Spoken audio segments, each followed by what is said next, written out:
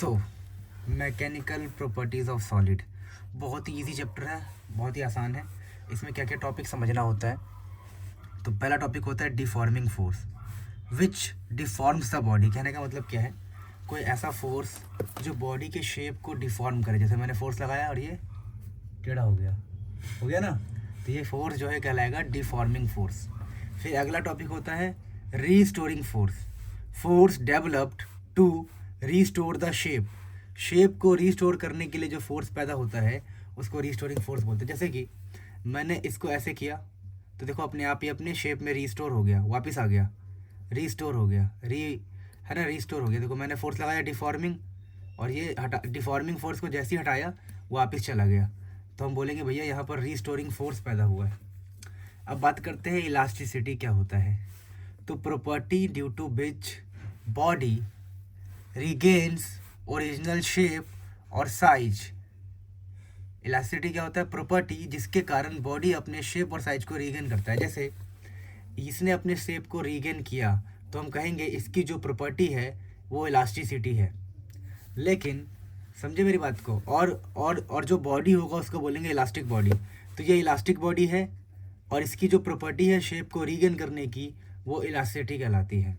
बहुत सिंपल सी बात। लेकिन अगर मैं इस कागज़ को ऐसे मोड़ दूँ और देखो क्या इसने शेप को रीगेन किया, नहीं, वापस ऐसा थोड़ी हो गया कि पूरी तरह ऐसा हो गया, नहीं हुआ, है ना। तो जो शेप को रीगेन ना कर पाए उसको बोलते हैं हम प्लास्टिक बॉडी, और जो प्रॉपर्टी होती है उसका नाम है प्लास्टिसिटी। हाँ, ये प्लास्टिक बॉडी है। पेपर प्लास्टिक है, पेपर है लेकिन प्लास्टिक बॉडी है। प्लास्टिक कोई चीज़ का नाम नहीं है। प्लास्टिसिटी देखो, property due to which body. Plastic और इसमें क्या डिफरेंस है? अरे वो प्लास्टिक मटेरियल का नाम है, और ये जो चीज़ है ना इसकी प्रॉपर्टी को प्लास्टिक बोल रहे हैं हम, प्लास्टिसिटी। देखो, तो property due to which a body does not regains its original shape और साइज एंड ठीक है ना। अगर शेप और साइज को रीगेन नहीं कर रहा है तो जो प्रॉपर्टी होगी वो होगी प्लास्टिसिटी। तो property due to which body does not regains original shape और साइज, उसको हम प्लास्टिसिटी कहते हैं। And body is called plastic body, और जो बॉडी होगा उसको प्लास्टिक बॉडी कहेंगे। फॉर एग्जाम्पल, आपने आटे से मूछ बनाया। आटे को जानते हो, आटे को गूंदते हैं पानी डाल के, फिर मूछ बनाते हैं। तो क्या मूछ दोबारा आटा बन जाता है गूंदा हुआ? नहीं ना, क्योंकि आटा क्या है, चेंज होता है। क्योंकि आटा एक प्लास्टिक बॉडी है। आटा क्या है? एक प्लास्टिक। समझे मेरी बात को? Chemical change. हाँ, तो प्लास्टिक बॉडी वो जो शेप को रीगेन न कर पाए, और उसकी प्रॉपर्टी प्लास्टिसिटी होती है। पेपर के ऊपर तो आप रिएक्शन करवा रहे हो, हम सॉलिड्स की बात कर रहे हैं। अच्छा, पेपर भी तो सॉलिड है। ये क्या है, मैकेनिकल प्रॉपर्टी ऑफ सॉलिड्स है, नहीं है? पेपर भी तो सॉलिड है, लेकिन उसके साथ दूसरा बंदा भी तो आ गया ना, दूसरे बंदे को इन्वॉल्व नहीं करना है ना। अब तो आटे के साथ में पानी आ रहा है। हाँ, आटे के साथ में तो पानी। हम तो लोई की बात कर रहे हैं, हमने लोई बना लिया। लोई एक सॉलिड चीज़ है। लोई? अच्छा, आटे की जो लोई होती है वो तो सॉलिड चीज़ है, उसकी बात कर रहे हैं कि वो दोबारा रीगेन नहीं करता। जैसे मूछ बना दिया ना हमने आटे का, तो मूछ दोबारा रीगेन नहीं करेगा। या फिर आपने क्या किया, एक वैक्स का डब्बा है, वैक्स के डब्बे से आपने वैक्स निकाल लिया 2 उंगली से, क्या वो दोबारा शेप वैसा हो जाएगा? प्लेन नहीं होगा। वैक्स जो है रीगेन नहीं करती, जगह को भर नहीं पाएगी। तो ऐसे कुछ एग्जांपल्स हैं। जैसे वैक्स को आपने ऐसे ऐसे कर दिया, या कोई क्रीम को ऐसे ऐसे कर दिया आपने, जो भी क्रीम नहीं होता मुंह पे लगाने वाला, कहाँ लगाते हैं लोग पता नहीं, लेकिन मुंह, हाँ, बहुत जगह लगाते हैं ना। तो क्रीम को आपने ऐसे हाथ से छू के छोड़ दिया तो वो क्रीम दोबारा वैसे नहीं हो जाएगा। तो क्रीम भी कैसा है, एक प्लास्टिक बॉडी है, उसकी प्रॉपर्टी कहलाएगी प्लास्टिसिटी। अब याद करना note, no body is perfectly elastic और परफेक्टली प्लास्टिक।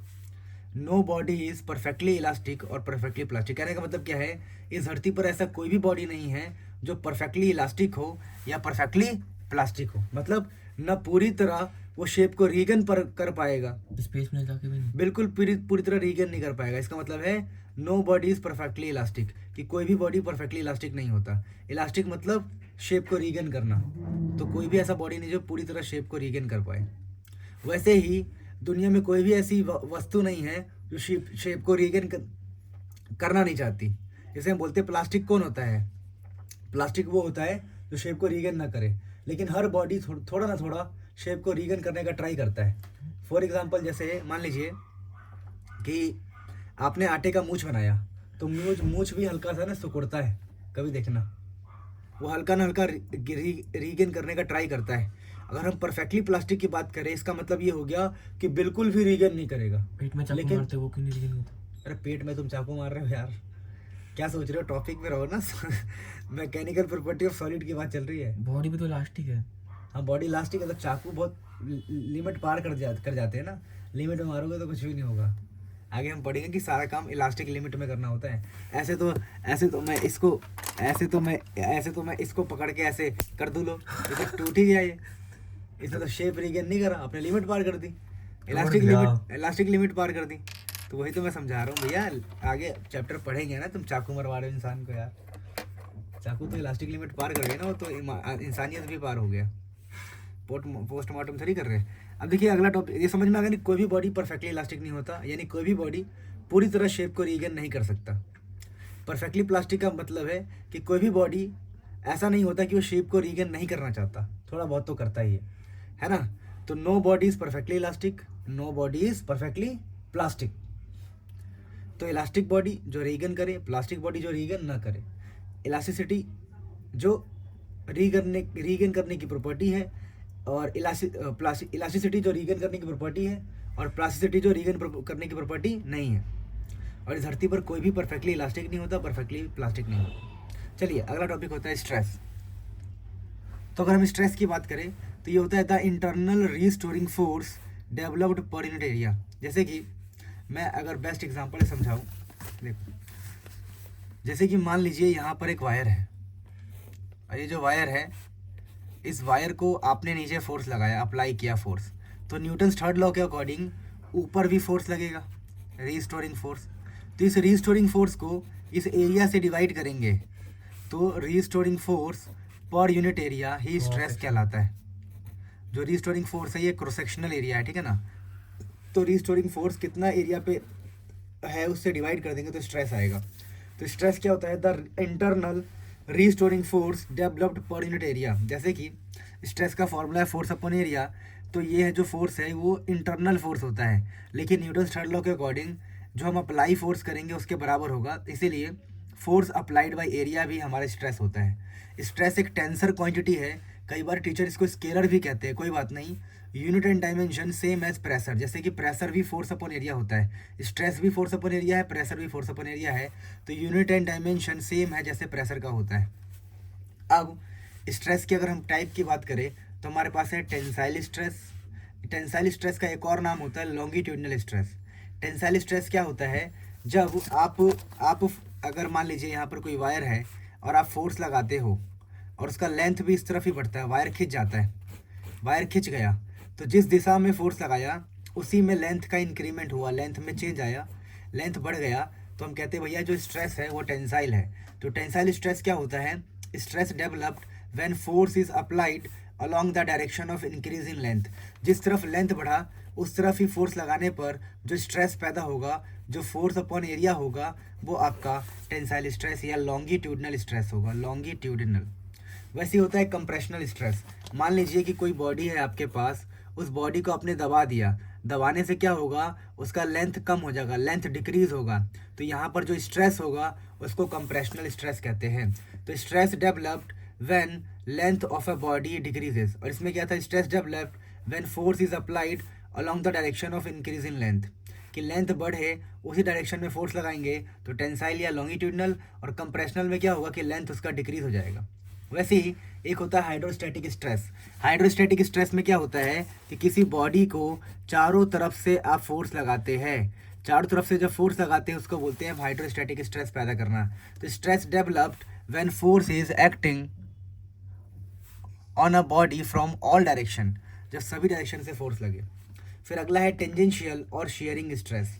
ये क्या होता है मैं समझाता हूँ। जैसे कि मान लीजिए यहाँ पर कोई बॉडी है, ये बॉडी है एक बॉडी, इस बॉडी को नीचे से लॉक कर दिया गया है, मतलब अच्छे से रिजिड कर दिया गया है, रिजिड। अब हाँ, ऊपर से अगर मैं फोर्स लगाऊंगा, जैसे किताबों में होता है जनरली बताऊंगा, अगर ऊपर से मैं फोर्स लगाऊंगा तो ये बॉडी ऐसे टेढ़ा हो जाएगा, तो ये जो फोर्स है टेंजेंशियली है। तो टेंजेंशियल स्ट्रेस या शेयरिंग स्ट्रेस किसे कहते हैं? Stress developed when a force is applied tangentially. ऐसा स्ट्रेस जब फोर्स टेंजेंशियली लगाने पर पैदा हो उसे टेंजेंशियल स्ट्रेस कहते हैं। तो अभी हमने डिस्कस किया था कहाँ तक? स्ट्रेस तक। नाउ हम स्ट्रेन की बात करेंगे। बेसिकली स्ट्रेन क्या होता है एक बार पढ़ लेते हैं फिर समझेंगे। Strain is basically change in configuration by original configuration. मैं समझाता हूँ एक सेकंड में। जैसे मान लीजिए कि ये मेरे पास एक रॉड है, ठीक है। अब इस रॉड का लेंथ है L। अब मैंने क्या किया, इसको फोर्स लगा के खींचा। फोर्स लगा के खींचने पर रॉड मेरा लंबा हो गया। तो ये इसको बोलेंगे हम चेंज इन लेंथ, कि कितना लेंथ चेंज हुआ है, ये चेंज इन लेंथ है। तो जब चेंज इन कॉन्फ़िगरेशन को ओरिजिनल कॉन्फ़िगरेशन से हम डिवाइड करते हैं तो हमें पता लगता है कि स्ट्रेन कितना है ना। तो स्ट्रेन इज बेसिकली स्ट्रेन ऐसे definition change in configuration by original configuration. Divide क्यों करते हैं? कंपैरिजन है ना ये स्ट्रेन, कि भैया अच्छा। कितना चेंज हुआ है एज़ कम्पेयर टू ओरिजिनल। जैसे हम बोलते हैं ना कि हमारा भाई 50 नंबर आया एज़ कम्पेयर टू 100, समझे ना, वैसे ये कंपैरिजन है। तो हिंदी में चेंज डेफिनेशन। भैया कितना लेंथ में चेंज आ रहा है as compare to original length, है ना। तो change in configuration by original configuration strain होता है। अब स्ट्रेन के हमारे पास टाइप है लॉन्गिट्यूडनल स्ट्रेन। जब हम देखें change in length upon length, वैसे वॉल्यूम में चेंज आएगा तो आएगा volumetric strain, change in volume upon volume. तो यहाँ पे लिखा हुआ है change in length upon original length, change in volume upon original length, volume, है ना, कितना वॉल्यूम में स्ट्रेन आ रहा है, ठीक है। फिर शियर स्ट्रेन क्या होता है ये समझते हैं। देखिए जैसे मान लीजिए कोई बॉडी है, ये बॉडी ऐसे रखा हुआ है, आपने एक फोर्स लगाया ऐसे। अब फोर्स लगाने के बाद क्या हुआ, कुछ समय बाद आपने देखा ओरिजिनल डिस्टेंस है इसका, मान लो x, ये ना ऐसे टेढ़ा हो गया। ये ओरिजिनल डिस्टेंस है इसका x, और ये डेल्टा x, मतलब ये जो डिस्टेंस है डेल्टा x से टेढ़ा हो गया है। ये देखिए टेढ़ा हो गया है, तो ये डिस्टेंस जो है, ये डिस्टेंस वो डेल्टा x है। तो आप यहाँ पर स्ट्रेन कितना पैदा हुआ, तो यहाँ पर जो स्ट्रेन है ना, ऐसा होता है कि कितना मुड़ चुका है दीवार, या फिर कितना मुड़ चुका है जो किताब है या बुक है या जो भी चीज़ है, एज़ कम्पेयर टू उसका वर्टिकल डिस्टेंस। तो पहले x था, अब ये x कितना जा चुका है इधर, तो डेल्टा x। तो इनका जो रेशियो स्ट्रेन होता है। पर अगर आपको यही चीज़ निकालना है तो आप एंगल से भी निकाल सकते हो। जैसे यहाँ से एंगल निकालोगे ना tan थीटा, तो वो परपेंडिकुलर आएगा डेल्टा x, और बेस कितना आएगा, बेस आएगा x। तो ये इसी के बराबर होता है। इसको हम कई बार थीटा भी लिख देते हैं, थीटा, कि ये जो एंगल बन रहा है थीटा, तो theta delta x by x tan theta एक ही बात है, क्योंकि आ ही रहा है एक ही मैथमेटिक करने के बाद। इसका मतलब जो शेयर स्ट्रेन होता है वो होता है डेल्टा x बाई एक्स, या फिर थीटा या तो tan थीटा, है ना। कि भैया एक दीवार खड़ी थी, एक दीवार खड़ी थी, वो कितने एंगल से मुड़ गई है, ये एंगल, ये जो एंगल है वो शेयर स्ट्रेन को रिप्रेजेंट करता है। बहुत ही ईजी बात है।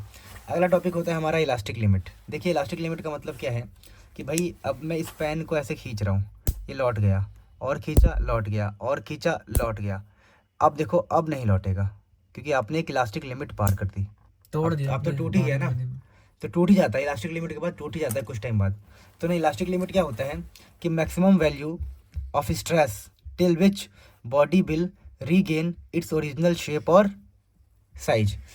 मतलब कितना आप मैक्सिमम वैल्यू लगा दोगे कि वो अपना शेप को रीगेन कर ले, उसको इलास्टिक लिमिट कहते हैं। क्योंकि इलास्टिक लिमिट को अगर पार कर दोगे ना, एक्चुअली ये मैक्सिमम वैल्यू को रिप्रेजेंट कर रहा है।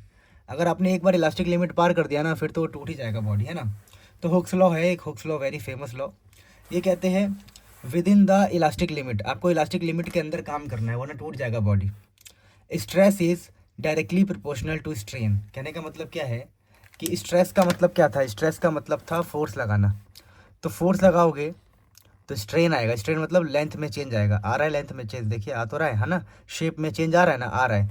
तो स्ट्रेस लगाने से स्ट्रेन आता है, तो उसके लिए सिंबल यूज़ किया गया है डायरेक्टली प्रोपोर्शनल। अब जब इस प्रोपोर्शनलिटी साइन का मतलब हटाएंगे ना, डायरेक्टली प्रोपोर्शनलिटी साइन हटाएंगे तो इक्वल आएगा, और यहाँ पर एक कांस्टेंट लगाना पड़ता है। तो उस कांस्टेंट का नाम मैंने ई रखा है। मतलब इस साइन के बदले हमें ई को लिखना पड़ता है। इस ई का नाम होता है मॉडुलस ऑफ इलास्टिसिटी। ये जो मॉडुलस ऑफ इलास्टिसिटी है ये किस पर डिपेंड करता है, ये मटेरियल पे डिपेंड करता है, मटेरियल पर। अब बोलोगे मटेरियल मतलब कि लोहा है कि स्टील है कि क्या है, समझे। तो ये हर किसी के लिए अलग अलग होता है। दोबारा कि within the elastic limit stress is directly proportional to strain, और स्ट्रेस जो है स्ट्रेन पे डायरेक्टली है। यहाँ इसको हटाने के लिए ई लगाना पड़ेगा, कांस्टेंट लगाना पड़ेगा, जिसका नाम है मॉडुलस ऑफ इलास्टिसिटी। अब अगर हम स्ट्रेस है, ये स्ट्रेस है, आप फुल फॉर्म में लिखेंगे, मैंने शॉर्टकट में लिखा है, और यहाँ पर है स्ट्रेन। इन दोनों के बीच में ग्राफ बनाएंगे ना, तो डायरेक्टली प्रोपोर्शनल की वजह से स्ट्रेट लाइन आएगा। देखो अगर ये स्ट्रेस है, ये स्ट्रेन है, देखिए इस फॉर्मूले में कितनी चीज़ें हैं, एक स्ट्रेस है, एक स्ट्रेन है, और तीसरा है मॉडुलस ऑफ इलास्टिसिटी ई। तो अगर ये वाली लाइन स्ट्रेस है और ये वाली लाइन स्ट्रेन है, तो बच कौन गया ई। तो अगर यहाँ का हम एंगल निकालेंगे ना टेन थीटा, तो ई के बराबर होता है। इसको हम स्लोप बोलते हैं, स्लोप। तो जो स्लोप है वो ई के बराबर होता है। यानी कि अगर स्ट्रेस और स्ट्रेन का ग्राफ है तो उसके स्लोप से हमें क्या मिल जाएगा, ई। और ई का मतलब है मॉडुलस ऑफ इलास्टिसिटी। तो सारा इन्फॉर्मेशन मैं यहाँ पर दे रहा हूँ, ठीक है ना।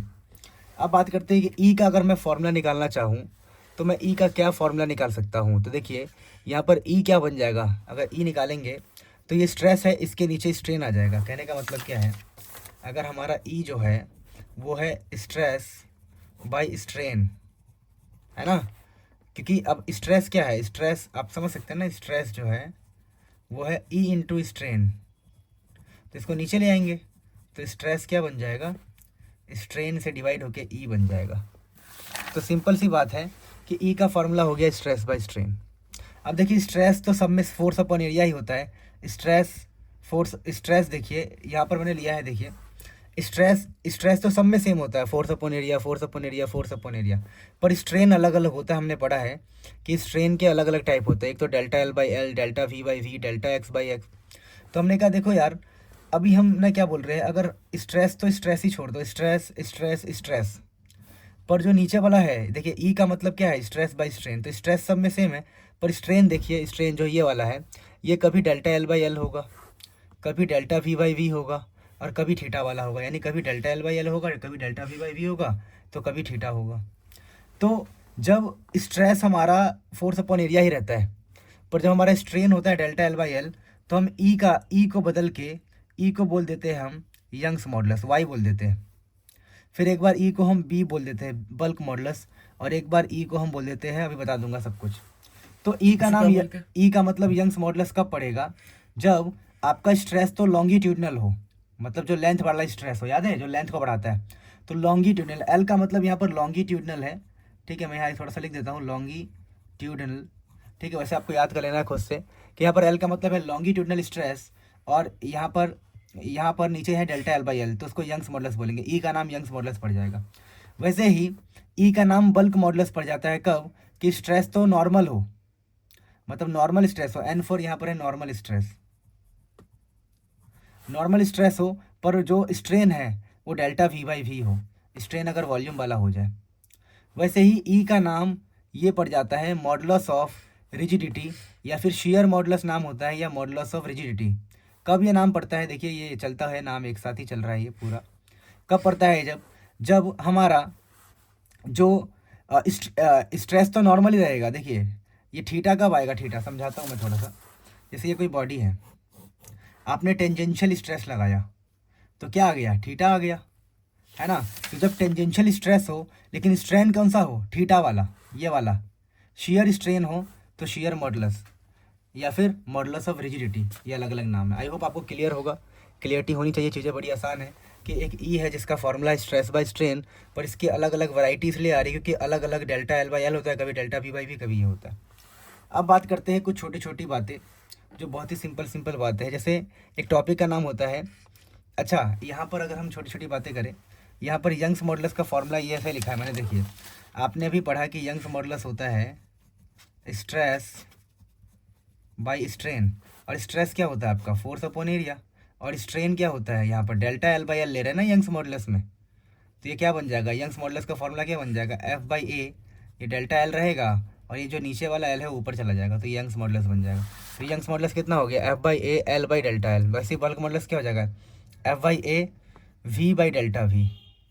और शेयर मॉडुलस जो है नीटा, ये तो एफ बाई ए थीटा ही रहेगा, थीटा, समझे। तो ये सिंपल सी बात है। अगला एक दो छोटे मोटे टॉपिक है, जैसे एक टॉपिक है इलास्टिक आफ्टर इफेक्ट। इसका मतलब क्या होता है कि देखिए, जैसे अगर मैंने किसी चीज़ को ऐसे खींचा है तो वापस आने में इसको कुछ ना कुछ तो डिले हो रहा होगा। डिले मतलब क्या, लेट होना। लेट, कुछ तो लेट हो रहा है ना। ये तो ऐसा तो नहीं कि भाई लाइट की स्पीड से तुरंत अपनी जगह पहुंच रहा, नहीं, हल्का हल्का टाइम तो ले ही रहा है जाने में।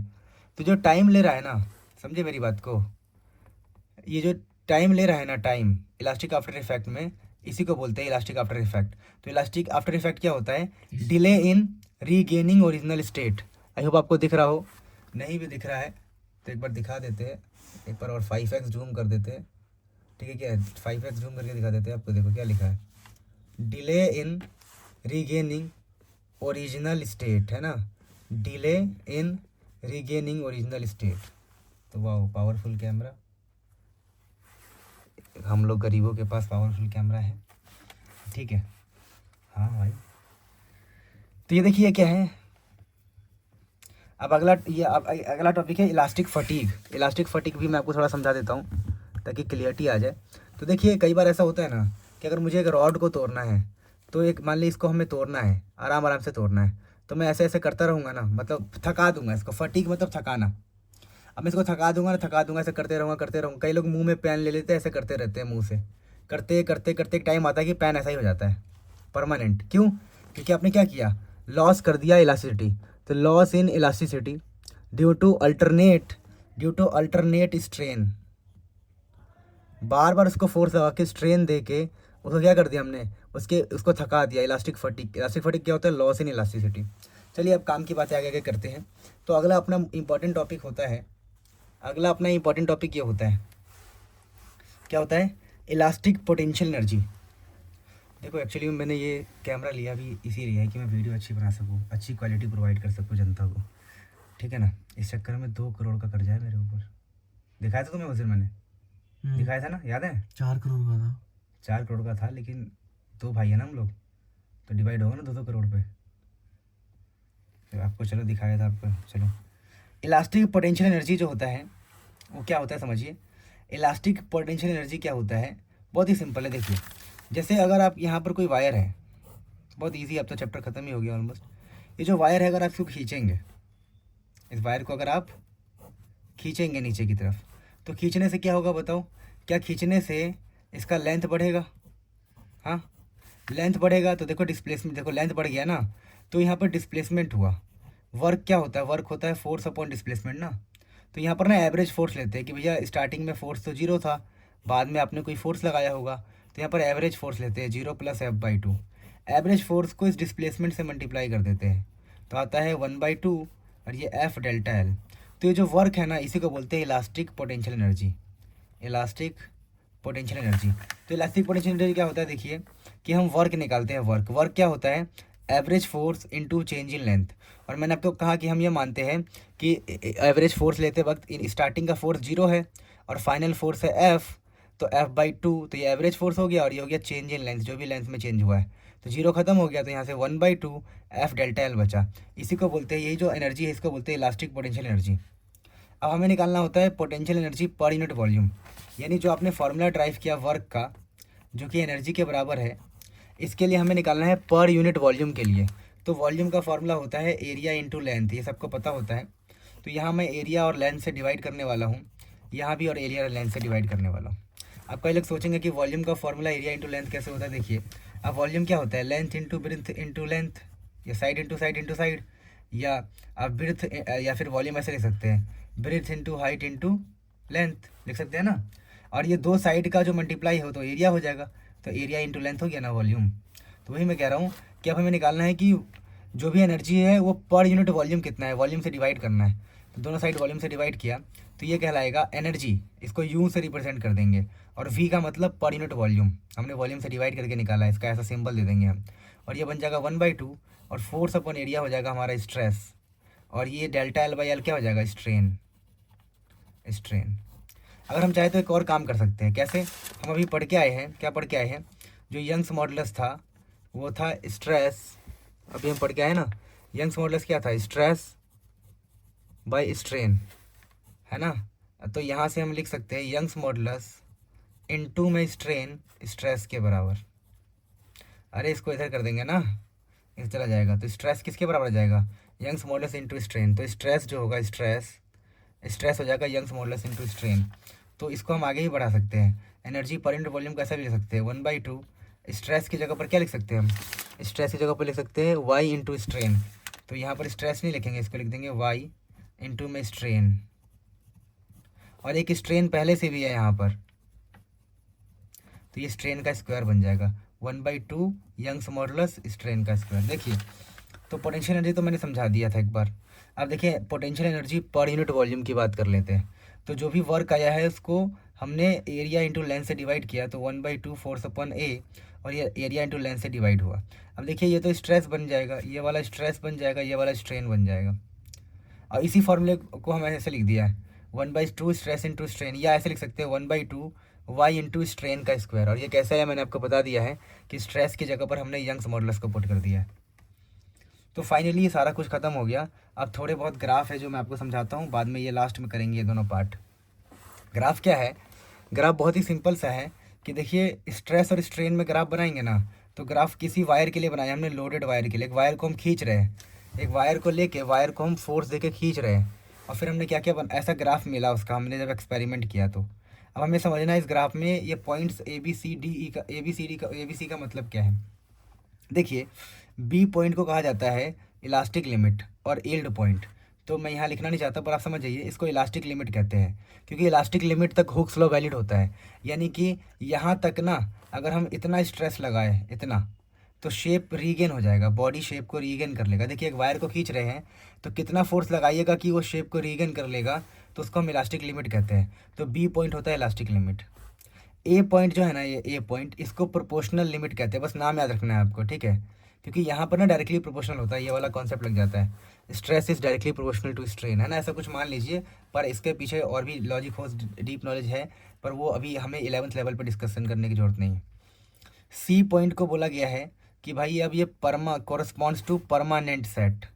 परमानेंट सेट का मतलब क्या है कि भैया आपने इलास्टिक लिमिट पार कर दी। इलास्टिक लिमिट को अगर आप पार कर दोगे तो अब बॉडी शेप को रीगेन नहीं करेगा और परमानेंटली डिस्ट्रॉय हो जाएगा, परमानेंटली डिस्टर्ब हो जाएगा, यहीं पर आके टूट गया। क्योंकि लास्ट का पॉइंट ब्रेकिंग पॉइंट होता है, फ्रैक्चर पॉइंट होता है, फ्रैक्चर पॉइंट। तो स्ट्रेस और स्ट्रेन कर्व के बारे में आपको पता होना चाहिए। और एक और ग्राफ होता है बड़ा फेमस, ये वाला, ये ग्राफ है आपका इलास्टोमर्स का। इलास्टोमर्स, इसको मैं यहाँ पे ठीक से लिख देता हूँ, ये ग्राफ किसके लिए है, ये है इलास्टोमर्स के लिए। इलास्टोमर्स, इलास्टोमर्स में क्या होता है, ये हुक्स लॉ को फॉलो नहीं करता है, लिख लेना कि हुक्स लॉ को फॉलो नहीं करता। क्यों? क्योंकि इसमें सीधा लाइन नहीं है। सीधा लाइन होगा तभी हुक्स लॉ फॉलो करेगा। मैंने पहले बताया था आपको यहाँ पर कि हुक्स लॉ के लिए सीधा लाइन होना चाहिए, ठीक है ना।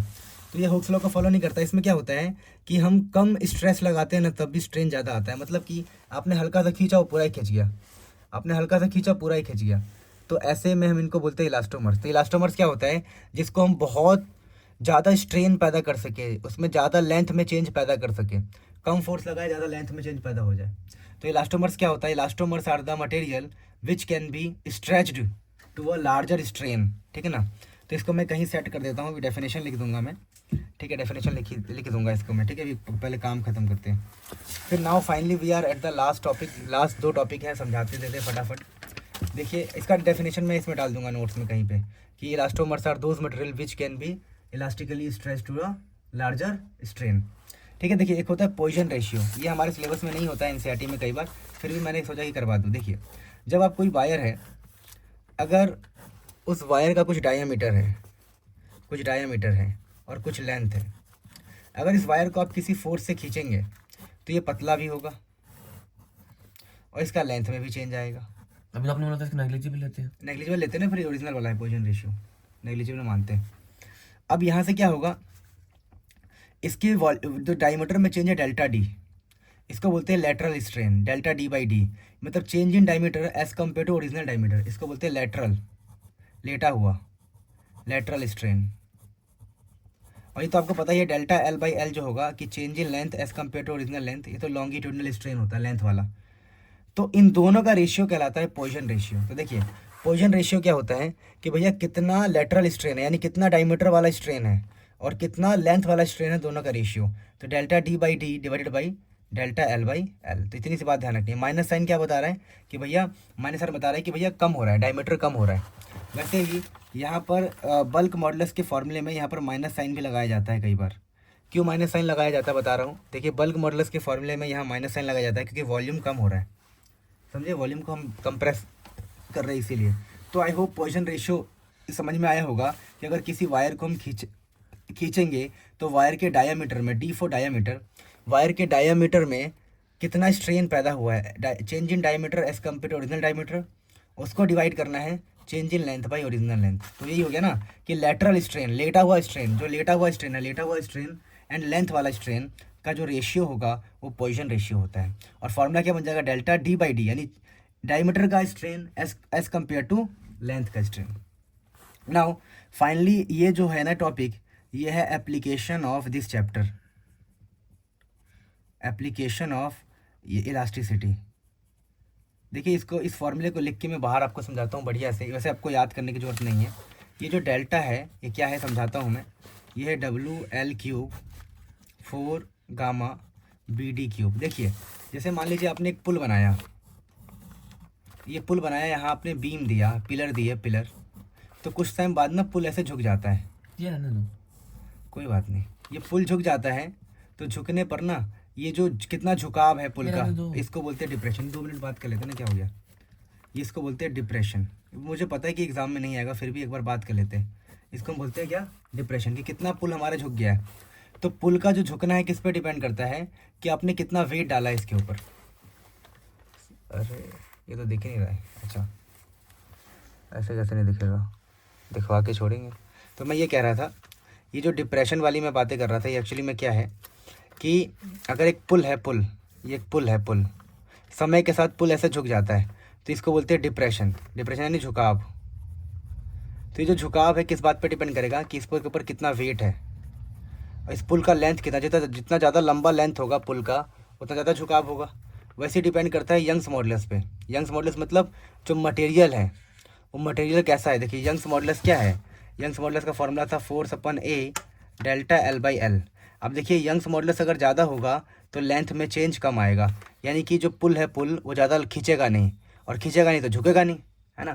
तो यंग्स मॉडुलस अगर ज़्यादा हुआ तो डिप्रेशन कम होगा, यानी चेंज इन लेंथ कम होगा, सही बात है। विड्थ ज़्यादा हो मतलब पुल फैला हुआ हो, चौड़ा हो, पुल जितना चौड़ा होगा उतना डिप्रेशन कम होगा, सही बात है। और डेप्थ ज़्यादा हो, अगर पुल की मोटाई ज़्यादा हुई, पुल अगर मोटा हुआ, बहुत मोटा हुआ, तो झुकेगा नहीं। जैसे मैंने कहा कि मेरे हाथ पर अगर कोई चलेगा खड़े होके तो मेरा हाथ टेढ़ा हो जाएगा ना, समझ रहे हो। लेकिन यहीं पर 10-12 हाथ रख दूँ एक के ऊपर एक, 10-12 हाथ रख दूँ तो कोई चलेगा तो हाथ टेढ़ा नहीं होगा, झुकेगा नहीं, समझे मेरी बात को।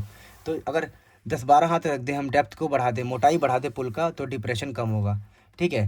यानी अगर कोई क्वेश्चन आपसे पूछे कि झुकाव जो है, जो डिप्रेशन है किस बात पे डिपेंड करता है, डेप्थ पे, तो यानी अगर मैं ऐसा कोई वो बनाऊँ, मतलब कोई ऐसा पुल बनाऊँ जो काफ़ी मोटा हो, उस पर लेयर बहुत सारी चढ़ी हो, तो वो क्या होगा, वो क्या होगा, वो डिप्रेशन कम होगा उसके अंदर। दूसरा एक बार ये भी क्वेश्चन आता है कि भैया पहले जो पुल होते थे, पुल, उस पुल में हम पिलर इस्तेमाल करते थे ऐसे, ये पिलर है, ये पिलर है, ये पिलर है। अब देखिए डिप्रेशन अगर आपको कम करना है ना तो लेंथ कम करना पड़ेगा, लेंथ, क्योंकि लेंथ पे डायरेक्टली प्रोपोर्शनल है। इसीलिए ना हम जानबूझ के क्या करते हैं, पुल में ऐसे पिलर्स को लगा देते हैं थोड़ी थोड़ी जगह पर, ताकि ये लेंथ कम हो जाए, पुल की लेंथ। ये एक नया पुल बन गया, फिर ये एक नया पुल बन गया, एक नया पुल बन गया, तो बहुत सारे पुल्स में डिवाइड हो गई है। तो लेंथ कम करने से डिप्रेशन कम हो जाएगा, इसलिए हम ऐसे लगाते थे पिलर्स बीच बीच में। अब दिक्कत ये है कि पिलर्स का खर्चा बढ़ गया, तो लोगों ने दिमाग लगाया कि हम ना ऐसे बनाएंगे पिलर्स को, आई शेप्ड बनाएंगे, थोड़ा डिज़ाइनिंग भी लगेगा और अच्छा भी लगेगा। अब पतला पतला पिलर बना दिया, आई शेप्ड। क्यों? क्योंकि डिप्रेशन तो सिर्फ डेप्थ पे डिपेंड करता है ना भैया, डिप्रेशन होना डेप्थ पे डिपेंड करता है, इस बात पे थोड़ी डिपेंड करता है कि आपने कितना मटेरियल भरा है इसमें। तो लोगों ने कहा ठीक है भाई, हम आई शेप्ड बनाएंगे पिलर, लेंथ इससे कम हो जाएगा पुल का, और पुल गिरेगा भी नहीं, और मटेरियल भी बच जाएगा हमारा। तो ये मैंने आज कुछ ऊपर से बाद में बताया, अगर आपको समझ में ना आया हो तो मैं इसमें कुछ ज़्यादा हेल्प नहीं कर सकता, ठीक है। बेसिकली मैंने बताया कि डिप्रेशन जो है वेट पे डिपेंड करता है, कितना वेट है पुल के ऊपर, लेंथ कितना है पुल का, लेंथ ज़्यादा होगा डिप्रेशन ज़्यादा होगा। तो लेंथ कम करने के लिए ऐसे बंटवारा कर दिया हमने। फिर डेप्थ मोटाई ज़्यादा होना चाहिए पुल का, तो पुल को मोटे बना दिया। यंग्स मॉडुलस ज़्यादा होना चाहिए, यंग्स मॉडुलस मतलब ऐसा चीज़ चुनेंगे जिसका यंग्स मॉडुलस ज़्यादा हो, जैसे स्टील चुनेंगे या लोहा चुन लेंगे। और फिर मैंने कहा ये मटेरियल वेस्ट हो रहा है, तो हमने आई शेप्ड पिलर्स बना दिए, आई शेप्ड, आई के एकदम बढ़िया पास हो गया। ये लोग देखो यहाँ से चौड़ा कर दिया तो पुल पास भी है और काम भी हो गया, और यहाँ से मोटाई हमने काट दी, बचा लिया हमने मटेरियल। तो ऐसी ऐसी बातें थी, पूरी एनसीईआरटी हमने ख़त्म कर ली। Enjoy your day. फाइनली मेरे प्यारे बच्चों, हम टॉपिक को एंड करने वाले हैं, और मुझे उम्मीद है कि आपको वीडियो पसंद आई है। ऐसे ही कम टाइम में अमेजिंग कंटेंट पाने के लिए आप प्लीज़ सब्सक्राइब करें। अब एक छोटा सा टॉपिक होता है, वो मैं आपको बता देता हूँ। टॉपिक होता है कंप्रेसिबिलिटी। तो कंप्रेसिबिलिटी ना बल्क मॉडुलस के उल्टा होता है। क्यों? अगर बल्क मॉडुलस ज़्यादा होगा तो कंप्रेस कम कर पाएंगे, है ना। तो आप ध्यान रखना कि ये एक रिलेशन होता है कि जिसका बल्क मॉडुलस ज़्यादा होता है उसको हम कम कंप्रेस कर पाते हैं, कम दबा पाते हैं, उसकी वॉल्यूम में कम चेंज कर पाते हैं। चलिए चैप्टर ख़त्म होता है। Lots of love. सब्सक्राइब किए मत जाना प्लीज़ दोस्तों।